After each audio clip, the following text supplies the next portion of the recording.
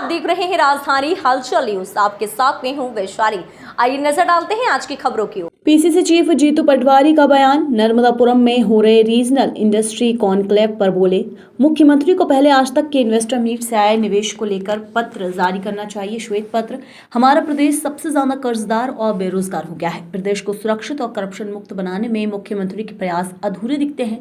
मुख्यमंत्री चाहे कितने भी इवेंट करें, मगर धरातल पर 11 महीने में कोई काम नहीं हुआ।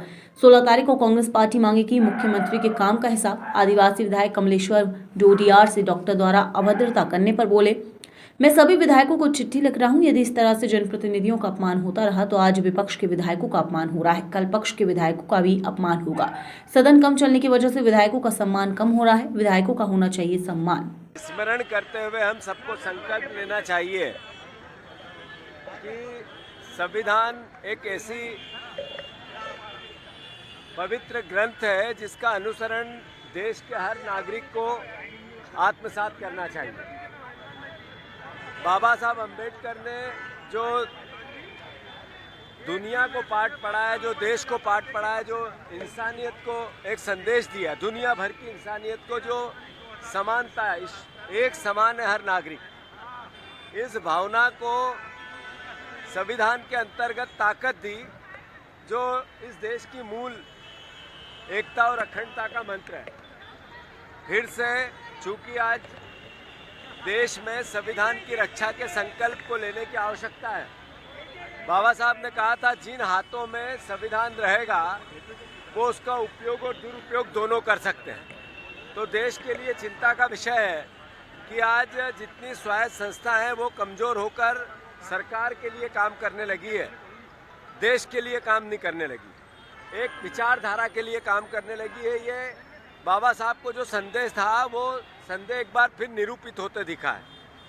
देश के हर नागरिक का दायित्व है कि इस संविधान की ताकत को बनाए रखने में भरपूर सहयोग के साथ, समर्पण के साथ संघर्ष करें। और कांग्रेस का एक एक जन जो आरक्षण की बात है, जो समानता की बात है, जो इंसानियत की बात है, जो सर्वधर्म समभाव की बात है, जो इस देश की एकता और अखंडता के लिए संवाद का अधिकार, जो बोलने का अधिकार, उसकी रक्षा की बात है, अपनी आवाज़ उठाने की आज़ादी, अपनी बात कहने की आज़ादी, और इस देश में संसाधन पर गरीब को सबसे पहले हक मिले, इसके लिए संघर्ष करने की भावना हम सब कांग्रेस जन और देशवासी एक साथ संकल्प लें। मैं एक बार फिर बाबा साहब के चरणों में पुष्प अर्पित करते हुए संकल्प लेते हैं हम सब की संविधान की रक्षा के लिए कांग्रेस जन अपने खून का आखिरी कतरा भी बहाना पड़े तो कभी पीछे नहीं रहेगा।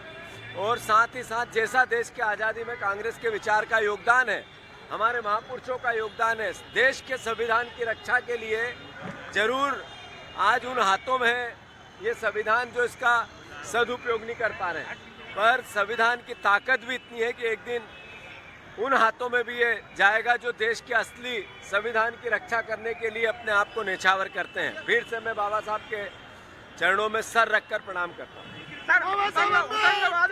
इस खबर में फिलहाल इतना ही। आगे की तमाम अपडेट से जाने के लिए जुड़े रहें राजधानी हलचल न्यूज के साथ। नमस्कार।